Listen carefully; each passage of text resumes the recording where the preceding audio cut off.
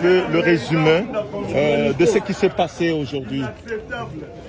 Grosso modo, j'avais introduit une requête à la Cour la Cour constitutionnelle pour demander l'annulation de la candidature de M. Katumbi Tchapoué comme candidat à la présidence de la République. Il soit purement et simplement rayé de la liste des candidats.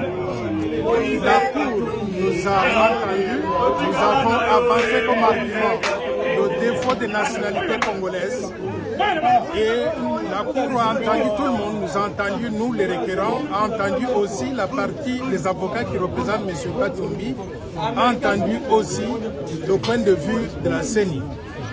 Je pense que les notes de plaidoirie seront déposées le lundi à 10h au plus tard et la Cour va se prononcer d'ici la fin d'octobre. Est-ce que vous avez produit quelques documents? Nous avons produit des éléments, mais aussi ce sont des faits de notoriété publique. On a mis tous ces éléments à la disposition donc de la Cour. Et je pense que la Cour, je ne vais pas aller dans les détails, je voudrais laisser ça aux juristes. J'estime que la Cour a pris en délibéré tous ces éléments que nous avons avancés et on n'a pas avancé que notre récolte était fondée. Par conséquent, il sera étudié.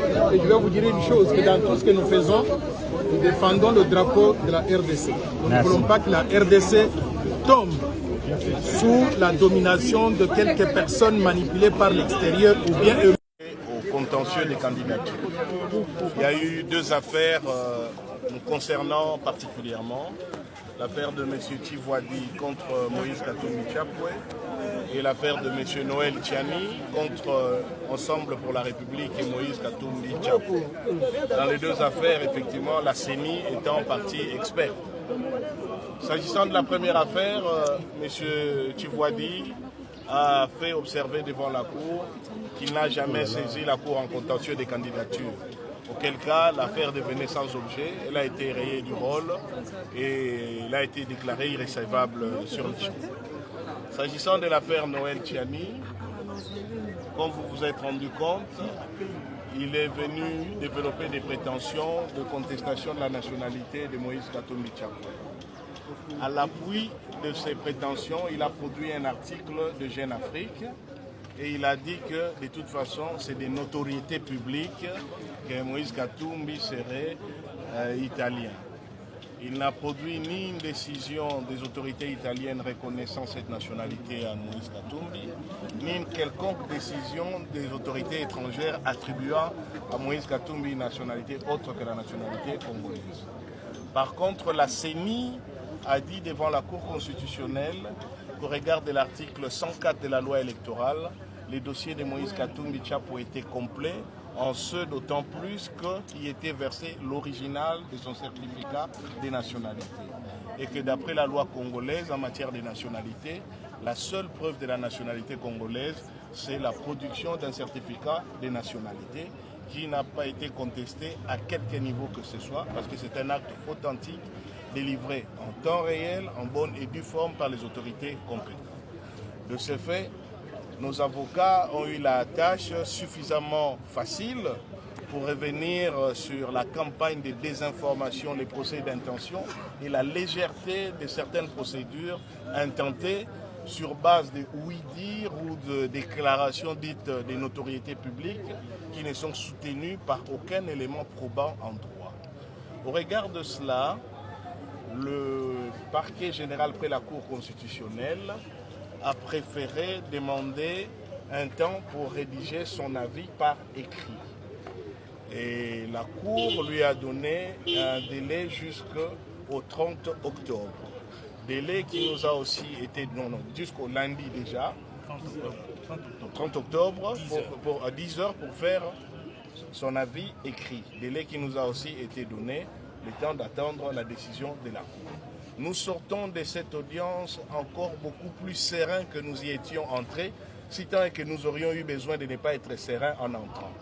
Une chose a été démontrée, la cabale, la méchanceté, la désinformation et surtout l'absence de preuves en ce qui concerne Moïse Katumbi. Il est fort dommage qu'à un si haut niveau des juridictions de notre pays, des individus se permettre d'intenter des actions sur base d'un recyclage des propos par ouï-dire et des rumeurs qu'on trouve souvent dans les labos et officines de certains partis dont le fonds de commerce n'est que les mensonges et l'attribution des nationalités électorales. Nous pouvons rentrer dans la sérénité parce que dénier à Moïse Katumbi une nationalité autre que la nationalité congolaise ou lui attribuer une nationalité autre que la nationalité congolaise, c'est renier le droit congolais en matière de nationalité, ce qui est juste impossible. Sa plainte est recevable mais non fondée, parce que l'orientation a été mal faite, il manque de formes, et voilà, le fond, oui, peut être là, mais il n'y a pas de forme, il y a juste des formes dans sa plainte, puisque le président Moïse Katumbi Tchapoué n'a jamais été DG de cette entreprise, il n'a jamais été DRH de l'entreprise et même pas syndicaliste. Comment est-ce qu'on peut porter plainte à quelqu'un qui ne représente rien dans cette entreprise? Donc c'est un dossier qui est tombé comme un cheveu dans la soupe. Hein. Je ne vois pas comment est-ce que le tribunal va se prendre. M. Tivouadi n'a pas été bien encadré. Je crois qu'il n'a pas eu le temps de bien lire la loi électorale. Parce que dans la loi électorale, il est dit ceci, dans les articles, dans son article 10, que pour être invalidé, il faudra que vous soyez condamné. Il n'est pas dit que si on vous porte plainte, automatiquement on doit annuler. Donc je crois que moi j'invite M. Tivouadi à bien relire la loi électorale. Donc la démarche qu'il a eu à faire, ou les gens qui lui ont conseillé de procéder ainsi, et n'ont pas la maîtrise de la loi électorale. Donc dire qu'ils sont derrière, qui est derrière, mais moi je ne vois pas cet aspect. C'est pour ça que je vous dis que c'est une histoire qui était mal orientée. Merci beaucoup. Et mal conseillée aussi. Merci. Mais ce qu'il faut savoir, c'est la réplique.